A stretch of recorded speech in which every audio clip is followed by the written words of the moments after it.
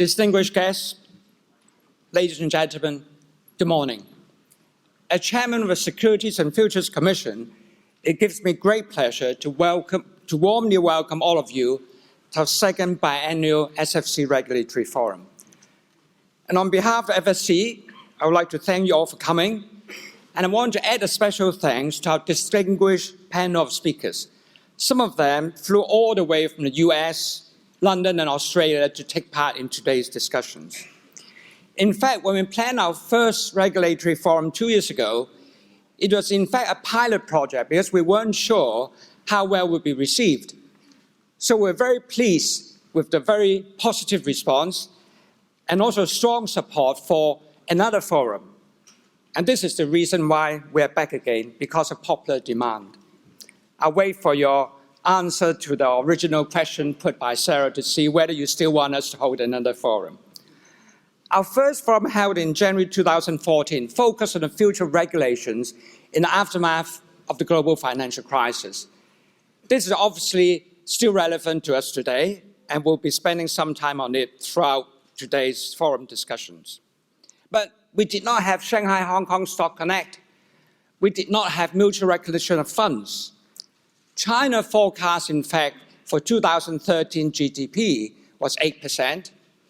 And remember, the price of oil was $110 per barrel.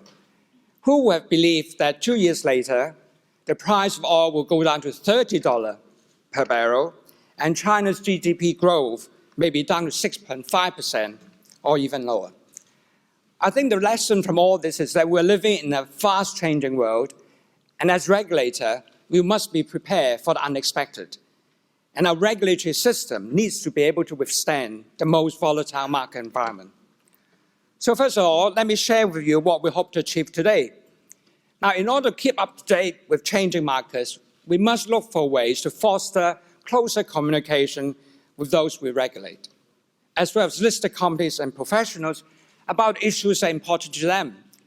So on one level, our aim is to have a two-way conversation so we can hear from our stakeholders as to what they're concerned with, and for all of you to hear from the SFC.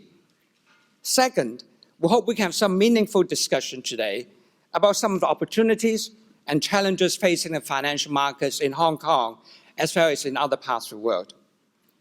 We're also looking for better ways to regulate, and we might talk a bit about that today too.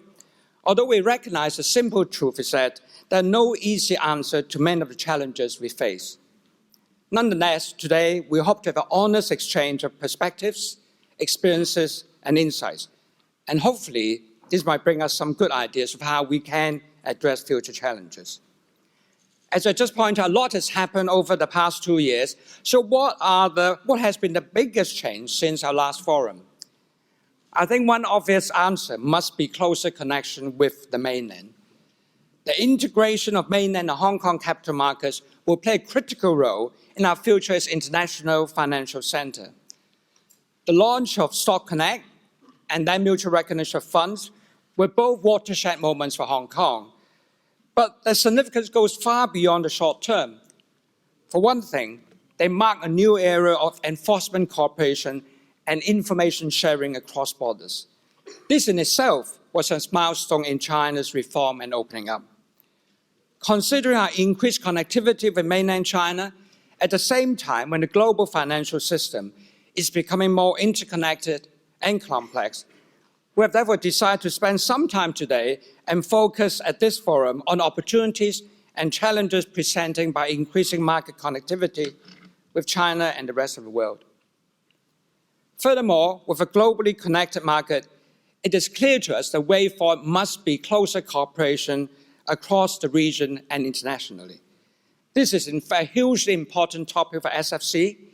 In fact, it is pivotal for us to maintain and enforce a robust level of world-class regulation to provide a level playing field for companies and to protect investors. As we know, Hong Kong is a large and open market which is increasingly intertwined with other parts of the world. More importantly, for a long time, Hong Kong and continue to play a unique role in capital flows between the mainland and the rest of the world. At the same time, we have common interests with other Asian jurisdictions, who also feel the effects of policies coming out of the US, the EU, and are often significantly affected by events outside their border. We feel strongly that Asia's voice should be heard on the global arena. After all, this region accounts for over 30% of world GDP. So we have been working together with our fellow regulators to find common voice on global regulatory policy making. This is essential if we are to build a stronger, deeper, and more resilient financial markets all across the region. Now you can see that market connectivity is a very important issue for SFC, for Hong Kong, and for the region, and you will hear more about these issues throughout today. Not surprisingly, the markets we regulate have grown considerably in the last few years. In terms of IPO activities, Hong Kong was first in the world ranking by IPO fundraising, and has been either number 1 or 2 or 3 over the past 5 years. In fact, since 2008, the number of listed companies in Hong Kong has grew almost 50% to just under 1,900, while market capitalization has more than tripled to 25 trillion. Hong Kong has also seen a large increase in the number of asset management companies, which increased 64% to nearly 1,200.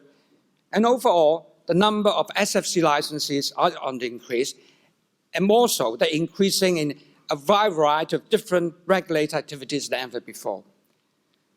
These are impressive statistics, but in terms of regulation, it only scratches the surface of the expanding scope of our work. As I said earlier, markets are now more complex than ever and are getting even more complex every day. At SFC, we have to keep up with these developments. For example, we make substantial efforts to steer up our supervision of global and regional firms operating in Hong Kong, to promote compliance by listed companies, and also to deal with increasingly complex enforcement cases. We've also taken steps to facilitate market growth and product innovation. So, finally, I just want to say we have an exciting lineup for you today. Ashley will kick off a panel on Hong Kong involving role on the global markets. This is just the start, as we will continue to have 4 more panels through to the end of the day. We hope to touch on the most important issues of our current regulatory agenda, including corporate behaviour, something that is very clear, dear and near to my heart. We'll also talk about the future of intermediaries, cross-border financial cooperation, and of course, we'll have a discussion of major trends in enforcement. I hope you can stay with us and enjoy the conference. We'd like to hear from you, and you will have heard that we have a web page, so you can use your phone or iPad to send questions to our panelists and to take part in our interactive polls. We will also appreciate hearing your feedback after the event. So before I hand over to Ashley and the first panel, let me take this opportunity to wish you all a very happy, healthy, and prosperous Year of the Monkey, and I hope you'll find today's discussion highly stimulating. Thank you very much.